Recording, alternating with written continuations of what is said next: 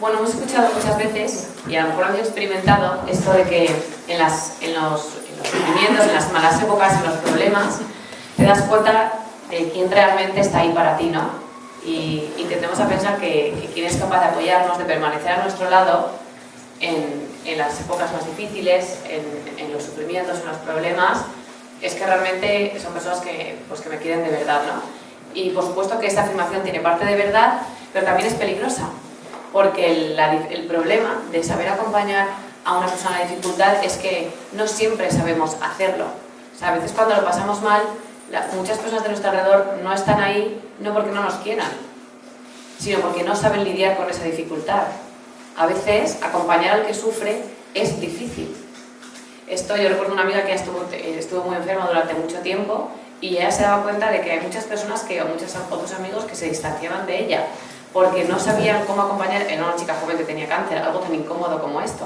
No todo el mundo sabe acompañar a una chica joven que tiene cáncer, porque no sabes si preguntarle, si no preguntarle, si llamarle mucho, si llamarle poco, si compadecerte, si hacértela fuerte. Es difícil, ¿no? Y es que realmente es difícil y tenemos que aprender a acompañar en la dificultad, porque es algo el tema del sufrimiento, del dolor, de la enfermedad, del malestar en todos sus grados, porque hay sufrimientos grandes y sufrimientos pequeños. Pero sea como sea, nos incomoda. Forma parte de la vida, pero nos incomoda. No siempre sabemos responder ante él. Yo recuerdo hace unos años, cuando unos amigos muy cercanos se separaron, yo le dije a mi marido: oye, ¿has llamado a Carlos? Por favor, porque te acuerdas que está separando. Ay, sí, tengo que llamarle. Total, que le llamó para ver cómo están y quedaron para jugar a pádel. Total, se fueron a jugar a pádel y cuando vuelvo a casa le digo: bueno, ¿cómo está? ¿Qué tal? ¿Qué te ha contado? Ah, nada, no me ha contado nada. Y yo digo: perdona. ¿Y qué me va a contar? Hemos quedado para jugar a pádel. Y yo, estupefacta, digo: ¿qué se está separando? ¿Habéis quedado para hablar? Dicen: no, hemos quedado para jugar a pádel. Si otro día le queremos hablar, digo: es que eso no va a suceder. Y yo ahí que me quedé pensando, digo: este hombre no está bien de la olla. Luego ya me empecé a recordar las diferencias de hombres y mujeres, ¿no? Pero digo, qué difícil, ¿no? Qué genuino es propio de cada persona acompañar al que sufre, ¿no? Y a lo mejor en ese momento mi marido consideró que era adecuado acompañar a su amigo que estaba sufriendo, no preguntarle por el tema y simplemente jugar a pádel. Y lo mejor es que seguramente a su colega le parecería fantástico, ¿no? Pero bueno, que sea como sea, que es complicado, ¿no? Saber aceptar y acompañar a la dificultad. ¿Y por qué digo esto? Pues básicamente porque las dificultades forman parte de la vida, es inevitable. No es agradable quizá recordarlo, pero es que es inevitable. Nuestro día, de hecho, es que está lleno de dificultades, ¿no? Yo pienso ayer por la noche, mi marido y yo teníamos una charla porque nos hemos apuntado es otra dificultad, en un volado de dar un curso de prematrimoniales, estas cosas que te apuntas y luego dices: no sé por qué me complico la vida de esta manera. Entonces ayer por la noche, luego iba a una canguro, luego al final no iba a venir, ahí vamos a una de última hora, llegamos, vale, al final, venga, podemos ir, vamos, tenía que acabar a las 11, acabó a la 1, nos hemos levantado esta mañana muertos. Pues bueno, la vida, ¿no? Entonces la vida está llena de dificultades, que también las dificultades son incomodidades, y uno, además de que es inevitable, pues también merece la pena, porque es la dificultad la que te ayuda a crecer. Entonces, por supuesto que esta mañana nos hemos levantado cansadísimos, pero también qué bien tener la oportunidad de acompañar a un grupo de jóvenes pues, que se van a casar y cómo nos nutre eso como pareja. O que viene el día de hoy, qué bien. Evidentemente, pues yo trabajo un poco arrastrada, pero también tengo que aprender a trabajar cansada. Hay días que estás descansado y otros que no. Y tienes que aprender a hacer las cosas cansada y descansada. Y así es la vida, y está bien, ¿no? que desarrollemos este tipo de herramientas, ¿no? y este tipo de recursos. Entonces, las dificultades forman parte de la vida. Y las dificultades también forman parte de la vida de vuestros hijos y de vuestras hijas. Todo constantemente están llenas de dificultades, y más la vida de un adolescente o de un preadolescente. La vida es un drama, ¿no? Entonces está lleno de dificultades constantes y necesitamos, uno, entender qué es una dificultad para nuestros hijos, qué viven ellos como una dificultad y cómo podemos acompañarle en esta dificultad. Y hablamos de acompañamiento, no es casualidad esta palabra, porque las dificultades que no las podemos evitar. Bueno, pues ahí. Las dificultades que no las podemos evitar, como decía antes, forman parte de la vida, pero tendemos muchas veces a negarlas o a exagerarlas. A negarlas quiere decir hacer como que no existen, o que no existen porque nos incomoda y porque no quiero ver que mi hijo lo está pasando mal. A negarlas porque lo invalido, porque me parecen cosas de niños y que esto realmente no es para tanto y que en 2 días se le va a pasar. O porque tengo tantas cosas en mi vida que ahora solo me queda darle lugar a este problema o a esto que estoy viendo en mi hijo, que a veces tendemos a negarlas, a hacer como si no ha pasado nada, ¿no? Y eso pues evidentemente no les ayuda. O por otra parte, en ocasiones tendemos a dramatizar, a tomárnoslo a la tremenda, a exagerar, a no ser unas figuras de apoyo, sino a ser unas figuras que lo dificulta más. El famoso no se lo digas a tu madre, no se lo digas a tu padre. ¿Por qué? Porque si lo dices a tu madre se va a poner tan mal que ahora tenemos el problema que tienes tú más el problema de que tu madre está fatal, ¿no? Entonces, a veces en vez de ser figuras de apoyo, figuras de ayuda, somos figuras que dramatizan muchísimo más, ¿no? Y quizá tenéis alguna persona a vuestro alrededor que sea así, o a lo mejor lo de vuestros padres es así. Y de hecho es curioso porque si tenéis, a lo mejor vuestro padre o vuestra madre es o era así, tendéis a protegerle. Los niños, aun cuando vuestros hijos que quizá ya no son tan niños, cuando ven en su padre o en su madre una figura que en vez de verla como alguien competente, como alguien capaz o como una persona que no es resiliente, la ven como una persona más vulnerable, ya desarrollan mecanismos de protección hacia sus padres. Os sorprendería la cantidad de niños que desde bien pequeños evitan contarle a sus padres ciertas cosas para que no sufran, o intentan siempre portarse bien para no dar problemas, o intentan que todo esté en paz porque no quieren trastocar nada, porque a lo mejor ya tiene un hermano que es complicadito como para que ella también empiece a dar problemas, ¿no? Entonces los hijos tienen la capacidad de proteger a los padres. ¿No debería ser así? Pues no debería ser así, pero sucede, ¿no? Entonces por eso es importante que podamos ser para ellos figuras de apoyo, que nos atrevamos a mirar qué cosas les provocan sufrimiento a nuestros hijos y que aprendamos a acompañarles, ¿no? Ponía esta foto porque el día empieza con un madrugón, o sea, el día empieza con algo que cuesta tanto como nos curte. De hecho, si somos capaces de madrugar ya y de hacerlo bien, el día puede estar encaminado, pero si apagas el despertador y te duermes, ya todo se tuerce. O sea, el día empieza con una dificultad que si somos capaces de superar, ya tengo al menos una papeleta más para que ese día sea ordenado, ¿no? Ese día vaya bien. Y es que, como decía, la dificultad forma parte de la vida y la dificultad nos permite crecer. Ojo, todo este discurso quizá puede ser un poquito negativo, ¿no? Porque la vida no es sufrimiento. En la vida hay sufrimiento, pero no es sufrimiento. En la vida hay cruz, pero no es cruz. Pero estas cruces, estos sufrimientos van evolucionando a medida que va pasando el tiempo. O sea, hay cosas que para vosotros hace un tiempo eran dificilísimas y que seguramente pues, ya os habréis acostumbrado. Por ejemplo, todos los aquí presentes tenéis hijos. Hace 20 años os dicen que tenéis tantísimas responsabilidades como tenéis ahora y no os lo creéis. O a lo mejor os ahogáis y ahora sois capaces de llevar trabajo, de llevar niños, de llevar una casa, más esos temas familiares, más sois mucho más capaces en ciertos aspectos de lo que erais hace un tiempo. Entonces lo que tienen las dificultades es que como nos van capacitando, lo que un día para mí es un problema, lo que durante una etapa para mí resulta algo dificultoso, el día de mañana yo ya he aprendido a generar recursos que me permiten lidiar con ese problema con otro talante, ¿no? Pues con los niños también lo vemos. Un día les dejamos por primera vez en la guardería y en la guardería igual están llorando una semana entera. Bueno, que no sea la madre también la que llora. Yo recuerdo una de esas con el mayor no me pasó tanto, pero con el pequeño no sé por qué. Sí, yo recuerdo dejarle y estaba ahí, me fui a llorar a un banco, me pedí un croissant de chocolate, estaba ahí, digo, una imagen deleznable, pero es que dices, me han arrancado una parte de mí, ¿no? Entonces, bueno, lo que en su momento es una dificultad, ahora evidentemente dejo a mis hijos en el colegio y me voy más feliz que una perdiz. Entonces, bueno, aunque en la vida haya dificultad, gracias a Dios, esas dificultades, a medida que las vamos enfrentando, vamos generando recursos. Entonces, pues como en el Mario Bros, que vamos pasando por etapas y vamos pasando por niveles, pues el ser humano pasa lo mismo, ¿no? Si vuestros hijos son capaces de ir superando con vuestra ayuda estas dificultades que la vida les pone delante, sí o sí, en el día a día, cada vez van siendo más capaces. Esto es este verano, que mi marido, que nos gusta mucho hacer rutas por la montaña, nos fuimos a hacer ahí una excursión y se nos apagó el móvil. Una montaña sin móvil, GPS, bueno, una catástrofe. Entonces no teníamos ni idea, porque más una ruta que no habíamos hecho nunca. Casualmente, mi marido es muy de los por si acaso, vamos a hacer esto por si acaso, vamos a hacer un billete en forma de cuadraditos, se lo mete en el bolsillo pequeño de todos los vaqueros, por si acaso, bueno, siempre es el de los por si acasos, que eso me parto risa porque me parece absurdo. Pues ese día por si acaso funcionó, porque por si acaso tenía un mapa metido en la mochila que nos llevamos, ¿no? Entonces sacamos el mapa y gracias a ese mapa pudimos llegar. Gracias a ese día yo me pude interesar por los mapas y el resto del verano me dio curiosidad y en algunas otras rutas ya no miraba el móvil y cogía el mapa y digo, fíjate qué bien estuvo que aquella vez nos perdiéramos sin el GPS, porque a mí me ha ayudado a más o menos entender en alguna medida el mapa para poder guiarme, ¿no? Entonces, con esto lo que quiero decir es que como padres no les conviene a nuestros hijos que les ahorremos ciertos sufrimientos, ciertas dificultades, porque entonces les estamos haciendo que pierdan la oportunidad de aprender. Entonces, en este afán de protegerles, que es absolutamente normal, porque tú cuando quieres a alguien le quieres proteger para que no le pase nada malo. Ya habéis experimentado que a veces sufren ellos y vosotros es que eso os parte el alma. aprenderéis a poner buena cara y delante de ellos para no mostraros así, ¿no? Como decíamos, pero es que se te parte el corazón cuando ves que un hijo lo pasa mal y lo intentamos evitar a toda costa.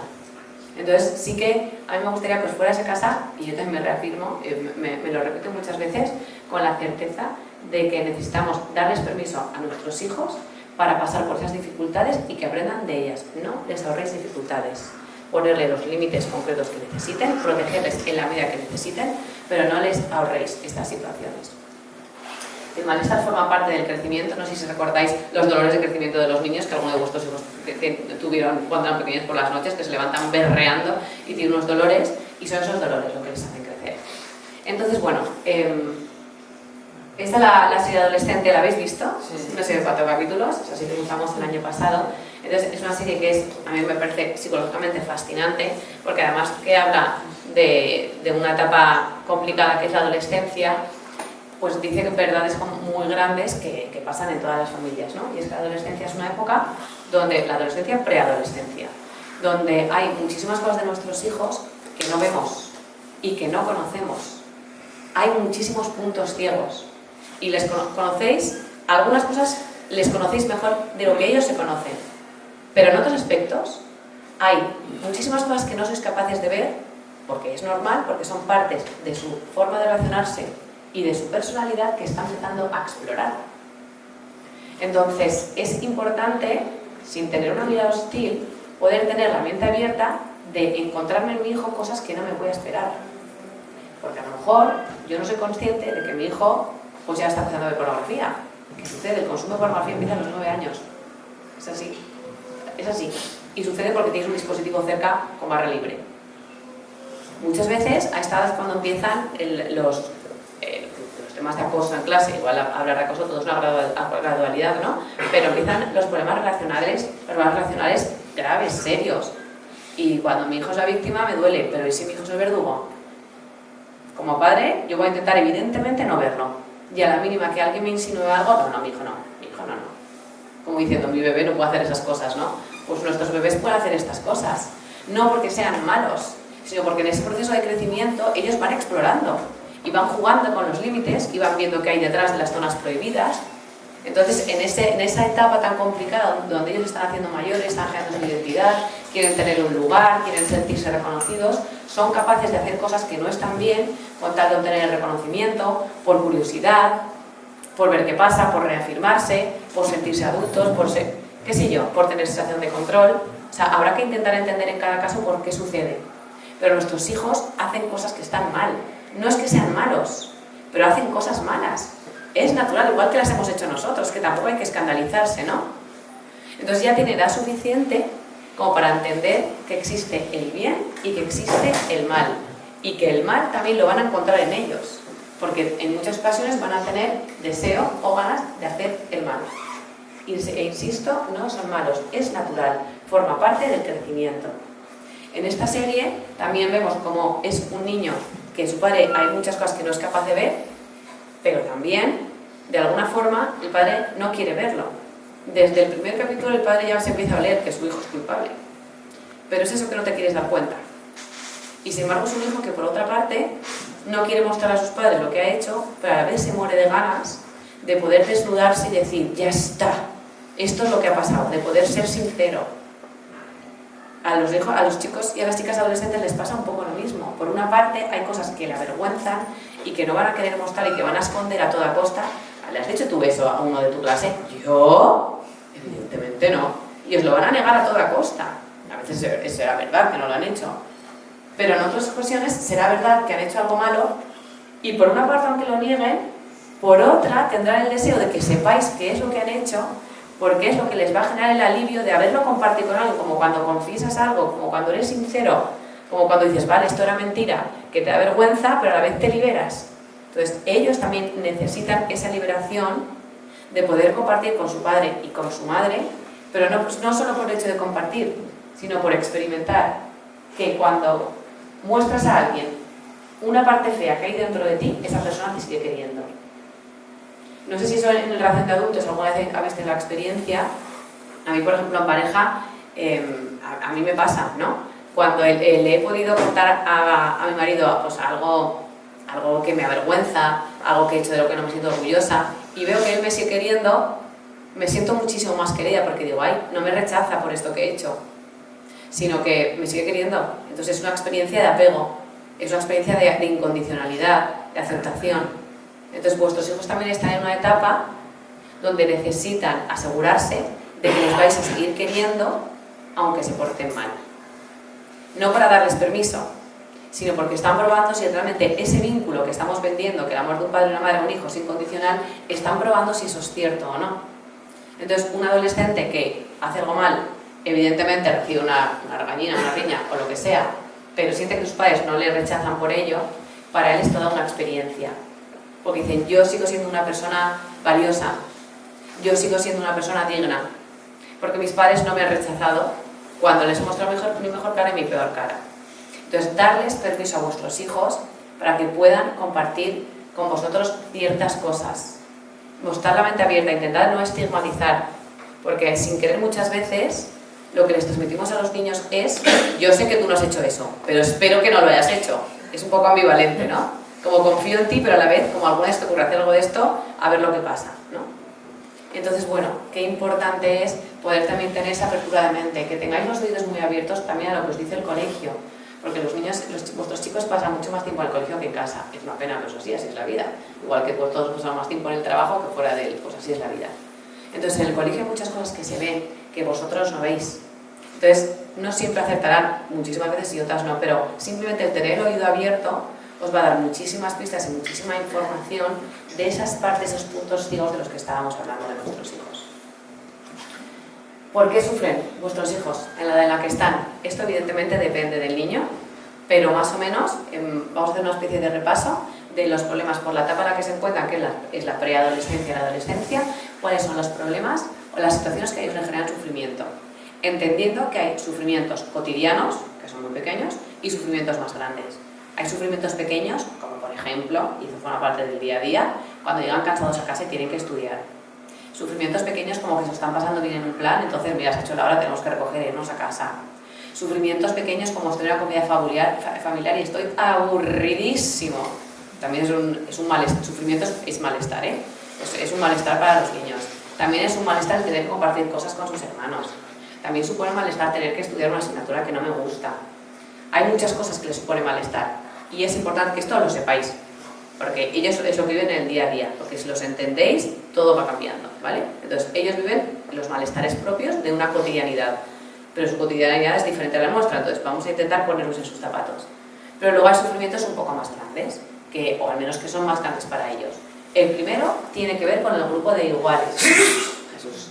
No sé si recordáis esa típica situación, o sea, puede pasar en el trabajo o años atrás en la universidad o en el colegio, de llegar tarde a una clase, de llegar tarde a una reunión, entras, está ya todo el mundo sentado, hay silencio, está hablando, te da vergüenza, entras un poco, miras a ver dónde te sientas, intentas que no sea muy en primera fila. Es una situación incómoda, ¿verdad?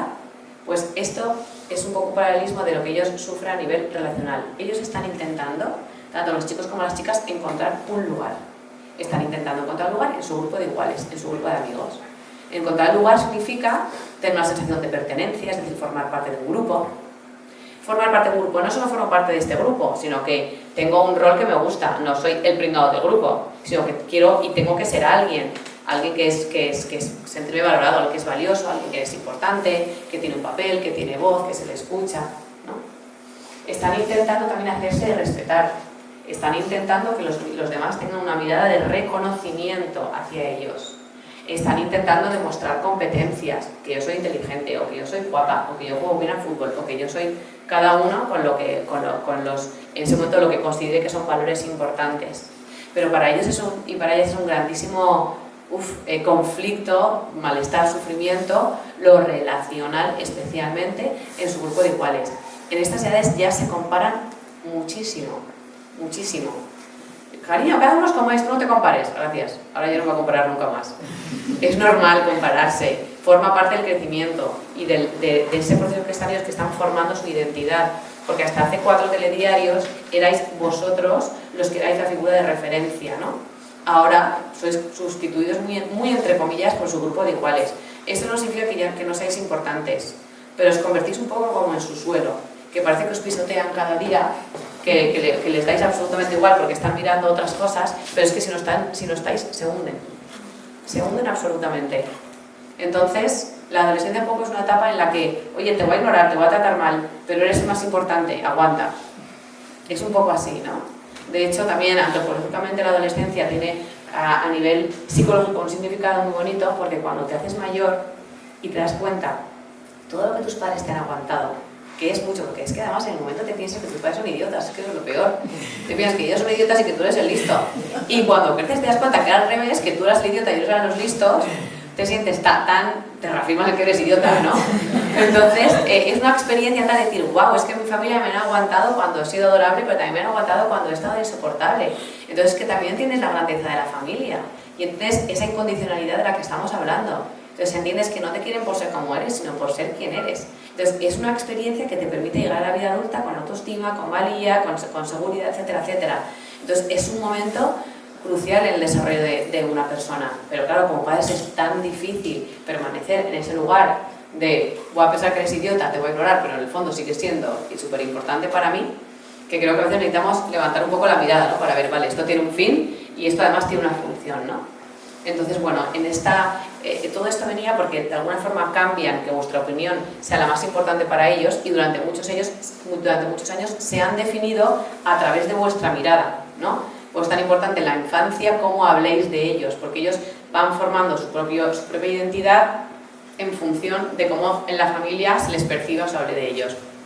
Pues ahora pasa lo mismo pero con los amigos. Ellos van generando una identidad y se miran con los ojos con los que le miran sus iguales.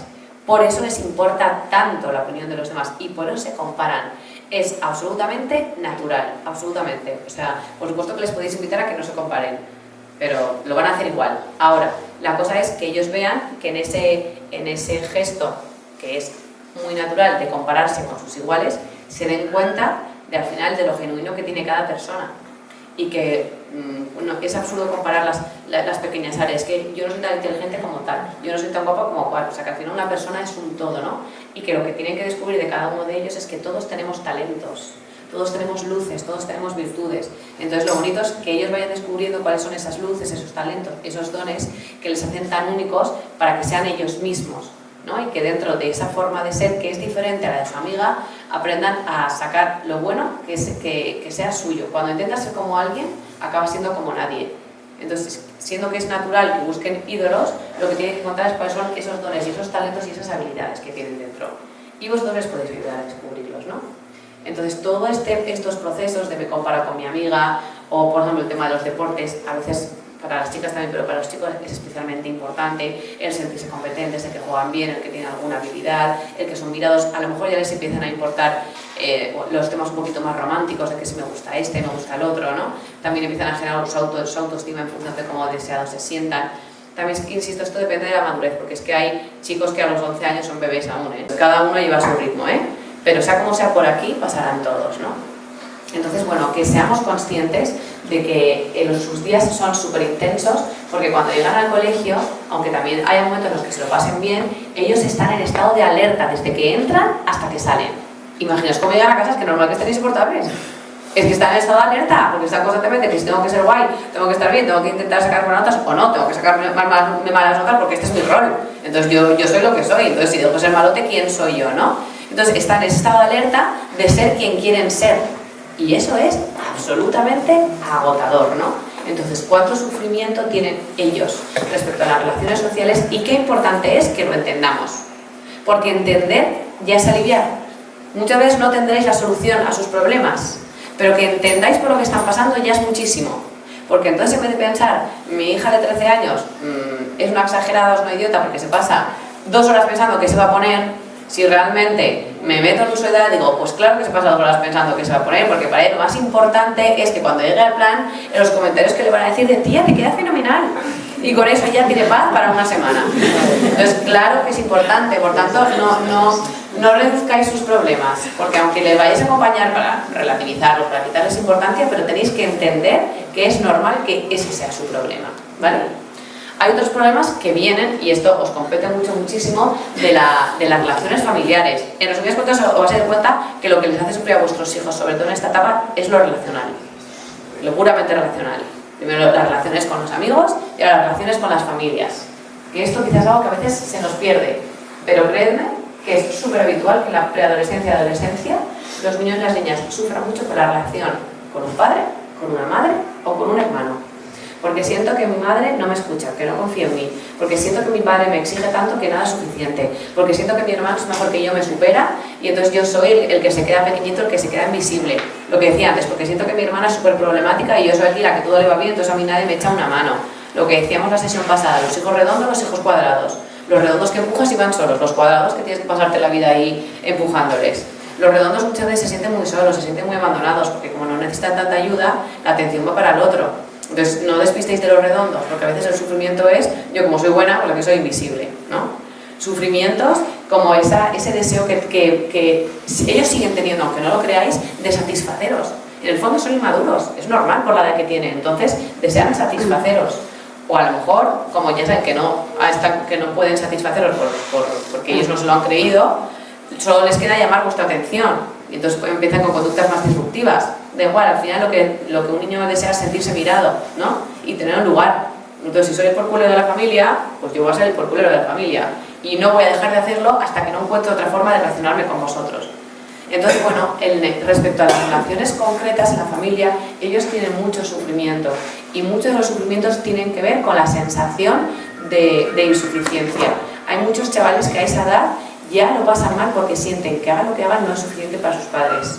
Y esto no significa que vosotros lo hayáis hecho mal, o sí, no lo sé, también lo habéis hecho mal, no pasa nada, es que todos lo cagamos, ¿eh? O sea, la cagamos, tengamos la mente abierta para saber que no siempre vamos a acertar. Y no pasa nada, no significa que soy un mal padre y ninguna mal madre, significa que tengo que seguir trabajando como todo en esta vida, ¿eh? Pero muchos de nuestros chicos tienen reales sufrimientos porque sienten que no están a la altura de lo que sus padres esperan de ellos, ¿no? Aunque parezca que le da igual. Entonces, lo importante también es poder transmitir esta satisfacción, ¿no? Y no satisfacción solamente por lo que hacen bien, sino transmitir que yo te quiero igual. O sea, yo quiero que aprendas a hacer las cosas bien, porque así vas a ser feliz. Y si hace falta que os lo especifiquéis, os especificáis. Pero yo te quiero igual cuando te portas bien, cuando te portas mal. Lo que pasa es que cuando veo que haces cosas que no te benefician, yo voy a estar encima porque yo quiero que crezcas bien para que seas feliz, pero que no te quepa la menor duda que te quiero igual. A lo mejor te quiero igual no es lo más bonito ni lo más romántico, pero es que ellos tienen que saberlo. Tienen que saberlo, que no solo se les quiere cuando se portan bien, ¿no? Entonces, bueno, que podáis también cuestionaros esto, ¿no? Si ellos pensáis que os tiene esa sensación de valía, de reconocimiento, si sin querer, con la presión que quizá podáis ejercer, pueden tener la sensación de no estar a la altura. Yo esto me fijo muchísimo cuando voy a ver partidos de fútbol de mis hijos, de mis sobrinos o de mis sobrinas que también juegan a baloncesto. Me fijo mucho en la... Claro, el deporte no me gusta mucho, entonces me queda más que observar a las personas, que a mí me gustan las personas, no los deportes. Entonces estoy ahí fichando a ver cómo va, ¿no? Entonces hay muchos chavales y muchas chicas también que están jugando, tienen una canasta o hacen un pase y tal, y enseguida, ¡pam!, vienen a la grada, ¿no? Para ver si su padre le está viendo, para ver si... O sea, es que están pendientes, ¿no? Muchos realmente están pendientes. Entonces ellos, con el rabillo del ojo, observan más cómo les reconocéis y si les reconocéis, muchísimo más de lo que pensáis, ¿no?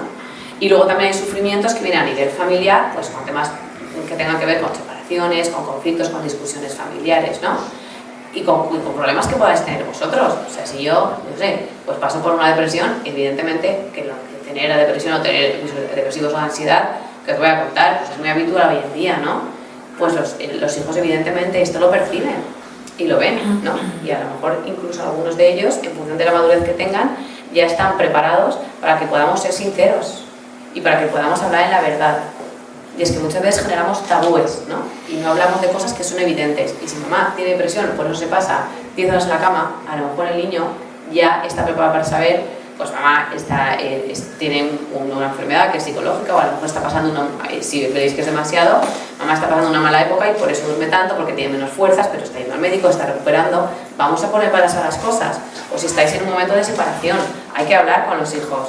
De mira, que nosotros pues a lo mejor hemos decidido separarnos, pues somos conscientes de que últimamente discutimos muchísimo, pero estamos intentando solucionarlo. O sea, no hagáis como que las cosas no pasan, porque hacer como que no hay un elefante rosa en la habitación es volver locos a los niños, porque es como decirle, tú ves un elefante, pues no existe, el niño se vuelve loco, ¿no? Entonces los niños que lo perciben todo, a veces el tener información les da la seguridad de decir, vale, ya sé lo que hay, adaptada a su edad, pero están muchísimo más preparados de lo que vosotros pensáis para todo. Para hablar de sexo, hay que hablar de sexo, para hablar de la muerte, para hablar de enfermedad, para hablar de crisis, para hablar de las cosas, están mucho más preparados.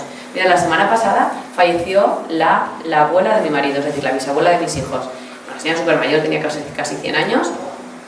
Y entonces en el velatorio, que hacía mucho tiempo que no había, a menos en mi familia no se suele hacer así, estaba el ataúd con la tapa abierta. Entonces hicieron unas vísperas, que son unos rezos que hacen con toda la familia y tal y cual. Entonces fuimos ahí, las familias, con los niños, y pensé, ¿cómo son las nuevas generaciones que gracias también a Dios nos han transmitido el lidiar con estos temas de una forma diferente, ¿no? Yo no he ido a ningún entierro de los abuelos de mi familia, o al menos yo no recuerdo, aún más de mayor, pero a mí no me llevaban en la época de como que esto no es una cosa de niños, ¿no? Y ahí estamos todos los más jóvenes con los niños. Pues os puede parecer un poco raro, incluso macabro, pero fue bonito porque estaba la abuelita ahí abierta y el bisnieto con toda la libertad que quería, algunos que se acercaron y uno de mis hijos se acercaba, le tocaba la manita y decía, está fría, y así, claro, es lo que tiene. Y estaban por ahí y rezaron con nosotros, algunos de descuidas que se le quería abrir el ojo a la pobre bisabuela, pues son niños, ¿no? Y luego hablando por la noche con ellos, porque es que es un cadáver, yo en el fondo estaba muy impactada. Y luego por la noche, oye, ¿qué os ha parecido tal? Y decían, pues la verdad es que nos daba mucha pena verlo así, pero qué bien habernos podido despedir. Y digo, qué fuerte, es que están muchísimo más preparados de lo que pensamos. Claro que le da pena, pero bueno, han estado ahí y como lo hemos vivido con naturalidad, pues ellos también lo viven con naturalidad, ¿no? Entonces en muchos temas, igual que el tema del sexo, los niños, los chicos y las chicas tienen 200.000 preguntas, 200.000. Entonces si no las hablan con vosotros, las van a hablar o con ChatGPT o con sus amigos, no sé qué peor. Entonces anticiparos a esos temas porque necesitan que alguien les forme bien, ¿no? y les vaya esclareciendo, ¿no? Este tipo de verdades que a veces resultan casi más incómodas para nosotros que para los chicos, ¿no? Entonces, bueno, que esto también venía por el tema de los conflictos familiares, ¿no? Que muchas veces vivimos situaciones de crisis o en el matrimonio, en la pareja o pues habéis discutido con la familia, con todos los tíos paternos por la herencia y de repente pasamos de vernos mucho a no vernos nada. Pues para un niño que veía a sus primos todos los domingos y de repente ya no, pues necesitará algunas explicaciones. Pero podemos pensar que esto al niño no le compete y le interpela muchísimo. Vamos a decírselo, vamos a explicárselo, pues ha pasado esto, lo que sea, pero que contarles las cosas, adaptarse a su edad, pero contárselas para que no tengan que estar ahí elucubrando, porque se enteran más de lo que pensamos. Eso les genera más desasosiego de lo que podríamos imaginar y es que además están preparados. Las situaciones más delicadas las vivirán seguramente como vosotros las vivís. Y luego otros temas que también les generan sufrimiento a nuestros hijos son los relacionados con la identidad. No sé si habéis visto la peli de Inside Out, la 2. Una es guay, ves que la 2 ya te coronas con la ansiedad y con la identidad, es chulísima. Si no la habéis visto, os recomiendo que la veáis. Entonces habla de la identidad, ¿no? Esto es la identidad, que esta cosa que está roja y esta es ansiedad. Entonces ellas tienen como os decía antes, una ansiedad por ser. Se están convirtiendo en alguien, están tejiendo su personalidad, se están dando forma, como a una figura de barro, se están dando forma. Entonces empiezan a cuestionarse su propia forma de hacer las cosas y por eso experimentan tanto, por eso como decíamos antes, experimentan con el mal, experimentan con lo prohibido, ¿no? Porque están pues jugando un poco a ver quién quiero ser, si soy de una forma se me reconoce más o se me reconoce menos, ¿no? Y empiezan a valorarse, o sea, a ver qué el entorno valora de ellos. Si una niña se da cuenta que el entorno valora que es guapa, pues pondrá mucho la mirada en que es guapa. Si ve que su entorno valora que juega súper bien a este deporte, pues yo focalizaré mi autoestima o mi valía en este deporte. Si en su entorno ve que valora las notas, pues yo me focalizaré mucho en el tema de las notas, que está muy bien, pero bueno, vamos a ayudarles también en este proceso de identidad, porque cualquier niño es mucho más que una cara bonita, que un buen jugador de fútbol o que un buen estudiante, ¿no? Sino que también va mucho más allá. Entonces, bueno, todos estos temas relacionados con la identidad, con quién soy, también les genera mucho quebradero de cabeza. Y también sucede que buscan con quién identificarse, ¿no? Por eso, a veces pasa que a vosotros también los rechazan y buscan a alguien con el que identificarse. Entonces pueden coger un hermano mayor, un primo, una prima, o de repente un abuelo. En la adolescencia es una edad en la que de repente odias a tu padre pero adoras a tu abuelo. Esas cosas suceden, no casualidad. Estás buscando un poco, entre comillas, un sustituto, una figura de apego, un ídolo al que ponerte, ¿no? O un amigo al que admiro muchísimo. Entonces, bueno, que están un poco en ese proceso, ¿no? De intentar descubrir quiénes son. Entonces, ¿cómo reaccionamos cuando nuestros hijos lo pasan mal? Porque todos tenemos una reacción, ¿no? Y depende de las circunstancias y depende de la forma de ser de cada uno, por supuestísimo, pero pueden haber tendencias. La primera reacción que podemos tener es de ser supermadres. Aquí yo soy superwoman, la princesa guerrera, y te voy a salvar de todo. Entonces, a la medida que tengas un problema, pues lo que se me cuentas que en el colegio alguien te ha dicho algo que te ha tratado mal o no me parece bien, pues ya cojo yo y cojo el teléfono, llamo a una persona, llamo a otra. Por supuesto que hay que ayudarles, pero no de esa forma. O sea, lo que puedan hacer ellas, lo que puedan hacer ellos, que lo hagan. Hay otras cosas que no pueden hacer. Entonces, ¿está bien protegerles? Sí. ¿Está bien solucionar los problemas? No. Por ejemplo, ¿cuál es una buena forma de protegerles? Dispositivos. Un niño es inmaduro como para poder gestionar bien un móvil, una tablet o un dispositivo a su antojo. Es que es, no sé, como dar una pistola y cuando pega un tiro y rompe algo, reñirle porque ha roto eso. Dices, evidentemente, ¿qué ha pasado? ¿No? Entonces, una buena forma de protegerles, por ejemplo, es cuidando muy mucho el tema de los móviles.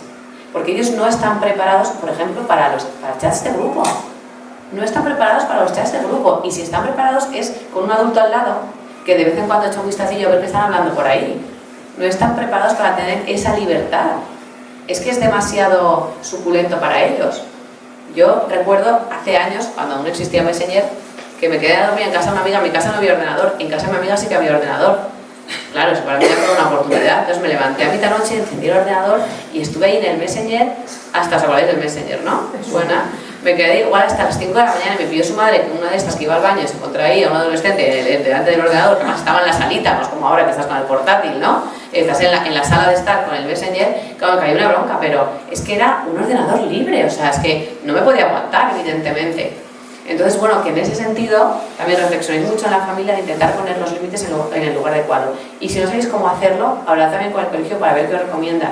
Pero eso, cuanto más limitaciones tenga, mejor. Hay que enseñarles a utilizarlo bien, por supuestísimo, no hay que demonizarlo, pero poner los límites adecuados, sin duda, que lo utilicen, si tienen móvil, que lo utilicen siempre delante, o sea, en espacios públicos, no que se ven a la habitación con su tablet o con su móvil, que tengan unas horas concretas, que tengan ciertas restricciones, que hace que luego ellos les saltan todas esas cosas que hacemos para acaparlo, ellos saben saltárselos perfectamente, pues hay que echar un vistacillo, que tengáis sus contraseñas, si tienen algún tipo de cuentas de algo, hasta los 18 años, que sois vosotros los responsables, ¿no? Y que también, y esto es mi recomendación porque al final es un otro remedio, que podáis hablar entre las familias, porque es muy difícil yo decirle a mi hijo que no va a tener móvil hasta los X años y que todos sus compañeros los tengan. Entonces, evidentemente nadie puede imponer a otras familias lo que hacer, ¿eh? Pero sí que estáis juntos en esto de educar. Entonces, si con algunas familias que tengáis criterios parecidos os intentáis a medida de lo posible comprometeros para hacer un poquito de fuerza, para hacerlo de una forma homogénea, os lo estáis facilitando. En el caso de mis hijos ya, desde primero de primaria, ya nos dijeron, en la ESO recomendamos que los niños no tengan móvil hasta tal. Y digo, que mi hijo va primero de primaria, ahora me estás contando. Pero es que ahora entiendo que como empiezas desde muy atrás, o luego cuando llegas ya te puede haber pillado el toro, ¿no? Entonces, bueno, está muy bien protegerle en ese sentido. O está muy bien también el protegerle, por ejemplo, con el tema de pues los que ya, el ocio, ¿no? Por ejemplo, hay algunos que se pueden ir a lo mejor a merendar a un sitio, van a casa de un amiguito, o van... evidentemente, esto hay que pensarlo en cada familia, ¿no? Pero viendo que es una amistad que le hace bien. Estos días podéis elegir los amigos de vuestros hijos. Con elegir, le podéis aconsejar, y es maravilloso que les aconsejéis, sin manipular, pero les podéis aconsejar, por supuesto. Pero si veis que vuestro hijo, por ejemplo, es súper inseguro y está muy enganchado a una amistad que le genera una dependencia horrible, pues si el sábado puede hacer plan, mejor con otro amigo, mejor que lo haga. Más que con ese que tiene muchísima dependencia, que es que no sabe hacer nada sin ese amigo, que seamos avispados, ¿no? Entonces vamos a protegerle un poquito en ese sentido y le vamos a facilitar que intente abrir un poquito la mente para que se relacione con otros. Entonces, vosotros desde vuestro lugar de poder intentáis poner aquellos límites concretos para proteger a vuestros niños. Pero en cosas más concretas son ellos los que necesitan solucionar un problema. Y si discuten con alguien, en vez de ser vosotros los que llamáis, pueden ser ellos los que con vuestro móvil llaman a quien tengan que llamar o al día siguiente hablan con quien tengan que hablar. Porque así van a aprender. Entonces, ellos necesitan pasar por esos malos tragos, ¿no? O cuando les pilléis, no sé si os ha pasado alguna vez, pero yo sí recuerdo alguna en hijos de amigos, pues alguna mentira, notas falsificadas, igual esto es un poco más de mayores, pero es que ya van a hacer ese tipo de fechorías, ¿no? Pues te pillo vale, mira, una cosa lo que te voy a decir yo, pero ahora vas a tener que ir al profesor y se lo vas a tener que decir. Obviamente es que se les cae el mundo al suelo, pero son ellos los que tienen que hacer esas cosas, ¿no? Si pensáis que no vamos a ser capaces, les acompañáis y que sea ahí como un ventrílogo, vosotros ahí a vuestro lado, que permanece a su lado y que lo diga él, pero que no intentad no solucionar la papeleta, ¿no? Entonces, bueno, que ojo con ese yo estoy aquí para solucionar tus problemas, yo estoy aquí para acompañarte, pero vas a ser tú y te voy a aconsejar, para acompañarte y para aconsejarte, pero vas a ser tú el que lo haga, ¿de acuerdo? A veces, ante sus sufrimientos, generamos Bruno, en la película de Encanto, no sé si has visto esa película, no se habla de Bruno, lo que decíamos, vamos a hacer que no pasa nada, vamos a hacer como si que no nos hubiéramos dado cuenta de que últimamente nuestro hijo está encerrado en su habitación. Vamos a hablar, Juan, por favor, vamos a poner palabras que a lo mejor es normal por el momento que está viviendo, pero no lo normalicemos así ya de base. Vamos a cuestionarnos por qué ahora se encierra más de lo que se encerraba antes. Y para eso vais a tener que sentaros muchos entre vosotros, padres juntos o padres separados, pero al fin y al cabo sois padres de los mismos hijos, ¿no? Entonces, esta es una de las que es importantísimo, cada X tiempo hacer lo que llamamos una ITV familiar. Os sentáis y habláis de cada uno de vuestros hijos. ¿Cómo ves a tal? ¿Cómo ves a cuál? ¿Qué te preocupa de tal? ¿Qué te preocupa de cuál? Porque el hecho de generar como espacios de comunicación donde hablemos de ellos, enseguida te vas a dar cuenta de quizás cosas que se te han escapado, ¿no? Y hay cosas que me doy cuenta que eso no me doy cuenta si me siento y si hablo. Y normalmente suele ser o cuando me siento y hablo con mi marido o cuando me siento con los profesores de mis hijos. Que de repente eso que estás hablando dices, uy, mira, hay una frase que dice, cuando tú me escuchas yo me entiendo. Es decir, que cuando hablamos, cuando ponemos palabras a las cosas, conectamos con ciertas ideas, ¿no? Entonces a veces también las tutorías de los niños nos damos cuenta de cosas que no habíamos reparado, ¿no? Por eso insisto, una vez más, estar muy en contacto con el colegio. Estar muy en contacto con el colegio porque os van a dar también mucha información y muchísimas pistas. O con cualquier adulto que se relacione con él. Por ejemplo, vuestro hijo se queda a dormir el fin de semana a casa de Pepe. Si podéis, le escribís un mensaje al padre o a la madre de Pepe. ¿Qué tal el fin de semana? ¿Cómo le has visto? A lo mejor no os dice nada así, pero quizá gracias a ese cómo has visto, a mí me pasa a veces cuando hay niños, hay hijos de amigos de mis hijos que se han quedado, ¿no? O sea, me ha podido preguntar cómo le has visto, a mí me da un poco con cariño la licencia de decirle, pues mira, la verdad es que el fin de semana ha ido bien, pero le he visto, por ejemplo, me ha sorprendido que cuando se iba a dormir, no lo sé, tardó 1 hora en dormirse, porque ahora a esta edad, que esté ahí dando vueltas, a lo mejor una chorrada, pero igual si lo digo al padre o a la madre, ya enlaza con otras cosas que ha visto, que a lo mejor el chaval está más nervioso de lo normal, qué sé yo, pero preguntad. Pero claro, para eso tenéis que tener la mente abierta, porque estáis en un momento en el que cuando alguien os dice algo de vuestros hijos, es fácil que os pongáis en alerta y decís, no, hijo, no, está todo fenomenal, no se habla de Bruno, esto no existe. Porque de alguna manera pensamos que nuestros hijos nos representan, que es un poco así, pero entenderme. Yo no tolero que mi hijo haya hecho algo mal, porque significa que todos soy un mal padre. Por eso a veces nos cuesta tanto asumir las críticas, porque es como decir, lo estás haciendo mal. Que uno, a veces lo haremos mal y no pasa nada, y dos, a veces no se trata de no hacerlo mal, sino de no aceptar, porque lo que necesita uno no es lo que necesita el otro, ¿no? Yo veo niños que son muy rígidos y muy exigentes, que no necesitan que le dé la turra con las notas, todo lo contrario, necesita que le diga, chica, no hace falta que estés tan rato con matemáticas, y se te da fenomenal, seguro que saca buenas notas, y necesita que le quite hierro, o necesita pues saltarse alguna norma de vez en cuando. Pues normalmente se van a dormir a las 9, a las 10, y le digo, pues mira, hoy, mamá, que son las 10, chica, no pasa nada, mira, hoy hacemos unas palomitas y te conoces un poco más tarde. Puede parecer una tontería, pero para los niños más rígidos, saltarse las normas es un cortocircuito, y alguno de vuestros hijos necesita aprender a saltarse las normas. Entonces, no es que si seáis exigentes es que esté mal, es que a lo mejor no es lo que necesita ese niño. Sin embargo, hay otros que son aquí, una anarquía absoluta, que necesitan, es que no podéis saltaros ni esta, porque ya les ofrecéis un dedo y se coge el brazo entero, ¿no? Entonces, por eso digo que no os lo toméis como algo personal. Cuando alguien os diga algo de vuestros hijos, reflexionad lo que os han dicho, no lo toméis enseguida como un ataque, porque a veces nos da más importancia al, fíjate que soy una mala madre, que a lo que me acaba de decir, que realmente es lo que a mí me importa, ¿vale? Entonces no se trata de hacerlo mal, que a veces lo haremos mal y no pasa nada, somos humanos, sino de no terminar de acertar. Y como es tan difícil educar a los niños, porque cada uno es distinto, pues cuanto más información tengamos, mejor. Pero sea como sea, no generemos tabúes. Hablemos de lo que pasa, generemos espacios de comunicación, hablemos de sexo, hablemos de pornografía, pornografía, hablemos del maltrato que a veces entre los grupos de amigos se da. No es así. Hace poco también a un hijo mío le pasó que estaba de excursión, entonces se ve que unos se metieron con otro y vio cómo le metían césped en la boca. Y luego le decía, ¿qué? ¿Estaba bueno en la tierra? Algo así. Y entonces él me lo contó. Y digo, pero es que es el profesor, evidentemente. A mí al principio pensé, qué brutos perdeu. Pero ya, y luego digo, no, vamos a ver, no quiero caer, son cosas de niños. Porque si yo como niño de 8 años, esta excursión me meten césped en la boca, eso puede ser una experiencia súper humillante. Entonces, esto lo tiene que saber el profesor, ¿no? Entonces le dije, pues ve al profesor y se lo dices. Entonces fue una ocasión perfecta para decirle que a veces él no va a hacer el que haga cosas mal, que otras veces sí, pero que a veces va a ver cómo otros hacen cosas mal y que eso hay que decirlo, porque si no es cómplice. Entonces, o sea, si te lo dicen a ti, te gustaría que alguien se quejara, ¿verdad? Entonces son ocasiones que también podemos aprovechar para enseñarles a nuestros hijos cómo posicionarse ante estas cosas malas, porque el mal existe, las cosas mal existen, y ellos ya están preparados para diferenciar entre lo bueno y lo malo, y cómo tenemos que reaccionar, por supuesto, cómo tenemos que comportarnos, pero cómo tenemos que reaccionar cuando ven el mal.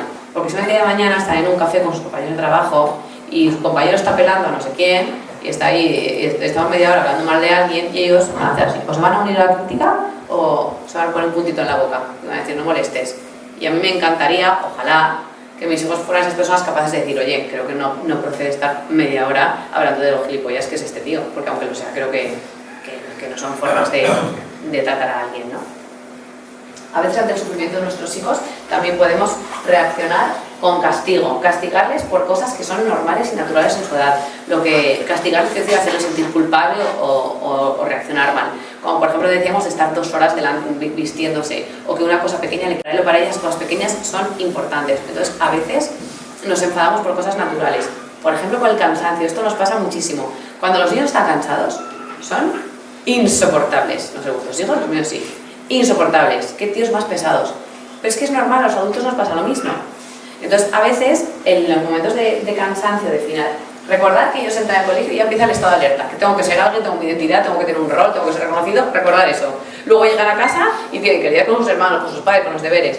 Pues va a haber momentos en los que van a estar para darles de comer aparte. No les castiguéis por ello, no les hagáis sentir culpables por ello. Eso no significa que esté bien y que haya que tolerarlo. Ellos tienen que saber que tienen que aprender, como decía yo antes, a trabajar cansados y a trabajar con energía. Y que es normal que estén cansados, pero tú tienes que hacer los deberes. Pero que escuchen es normal que estés cansado y que tú no pierdas la paciencia, hace que el niño entienda que yo entiendo que esté así. Pero aunque yo lo entienda, tiene que aprender a generar recursos para dar una respuesta a estas situaciones. Porque el cansancio forma parte de la vida. Pero si cada vez que tú estás cansado y tú estás insoportable, yo me enfado más, entonces hace que tú te enfades más, al final esto acaba como Rosario de la Aurora. Pero es que resulta que no somos iguales, que es que yo soy de adulto. Entonces él está cansado, yo también estoy cansado. Entonces él, con mi ejemplo, va a ver cómo yo lidio con las situaciones cuando llego a casa cansado. Y a veces, más de lo que nos gustaría, no lo vas a hacer bien, porque vamos a perder la paciencia y tal. No pasa nada, pues otra oportunidad para poder disculparos y decir, ves, yo también llego cansado a casa y pierdo la paciencia. Entonces es normal, ¿no? Entonces, bueno, que les vayamos acompañando y insisto, siendo muy sinceros con esto está bien, esto no está bien, pero es que tú tienes que aprender a esto. O sea, entender no es validar, o sea, no es compartir ni validar que eso esté bien, es normal, pero él es normal, pero es bastante consolador, ¿vale? Entonces, y luego, pues como decía, otra forma de reaccionar ante los sufrimientos de nuestros hijos es acompañándoles. Y para acompañarles, pues como decíamos, necesitamos ser valientes para ver qué es lo que les pasa, ser valientes para asumir que a veces nuestros hijos van a ser víctimas, pero a veces van a ser verdugo, ser valientes para ponerle límites, los límites en el momento adecuado, ser valientes como para a veces comernos con patatas sus malestares. Por ejemplo, si en las comunidades familiares o en algún lugar que esté aburrido, me aburro. Al final le das el móvil para que se calle, pero en realidad le das el móvil no porque el niño no aguante el aburrimiento, porque es capaz de aguantarlo. Si no le das el móvil se pasaría 2 horas diciendo me aburro. Ellos no se cansan, ellos ahí siguen. Lo que pasa es que tú no aguantas que tu hijo se dé el coñazo y esté con me aburro. Entonces lo haces por ti y no lo haces por ellos. Entonces tenemos también que ser capaces de acompañarse en esos momentos que son un peñazo. Pero no pasa nada, que se aburran, no hay ningún problema. la pregunta es si yo igual soy capaz de tolerar su aburrimiento, ¿no?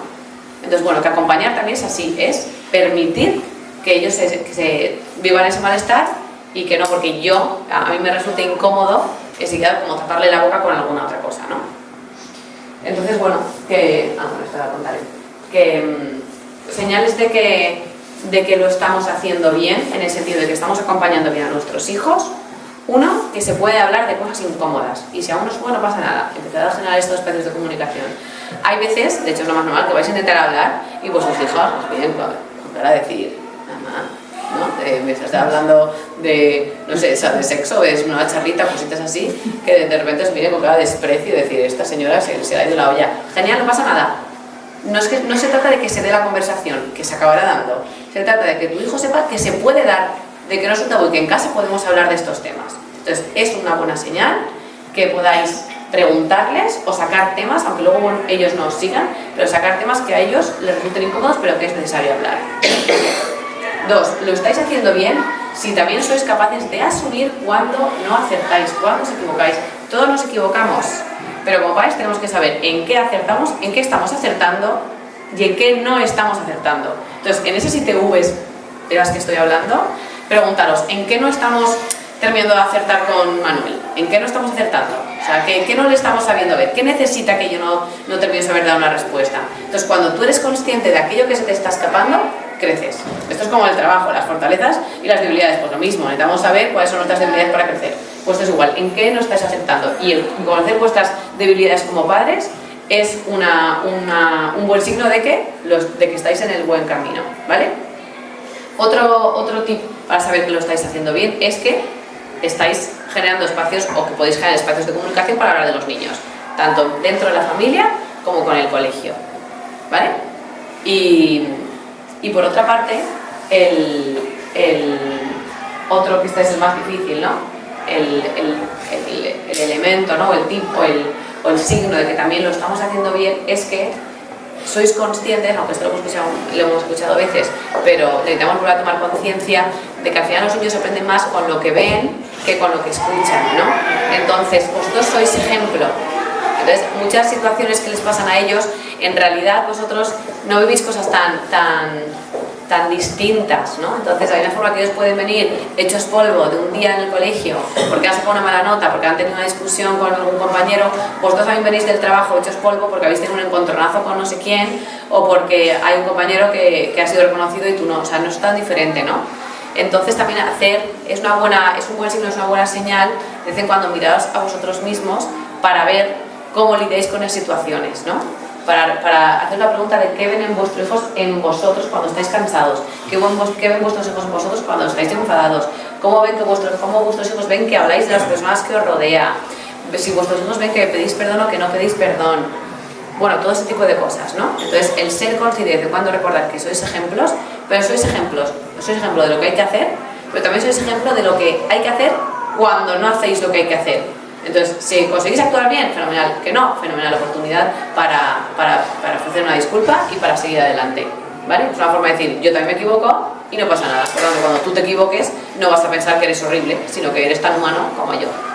Entonces, bueno, y luego ante todo esto, que igual puede ser un poquito arduo, también poner un poquito de humor, ¿no? Al final en la familia siempre necesitamos un poquito de humor, porque el humor destensa el sufrimiento.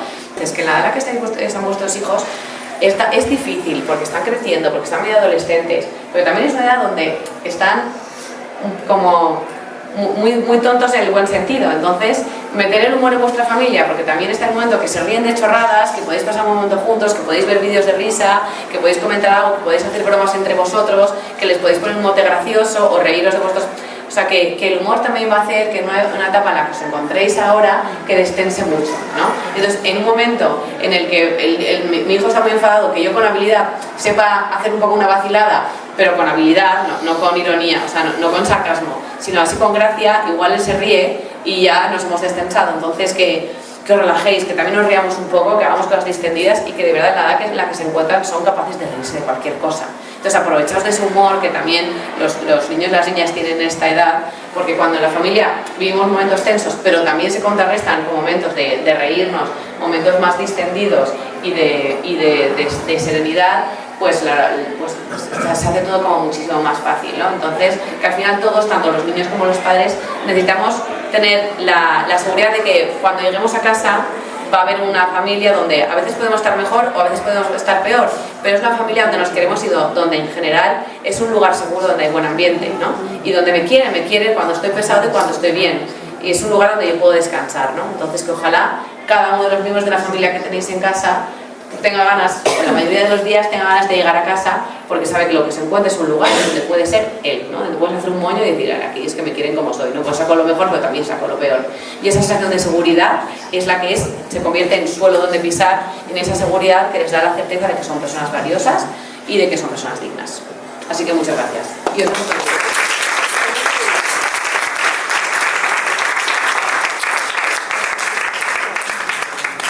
Os dejo también estos libros que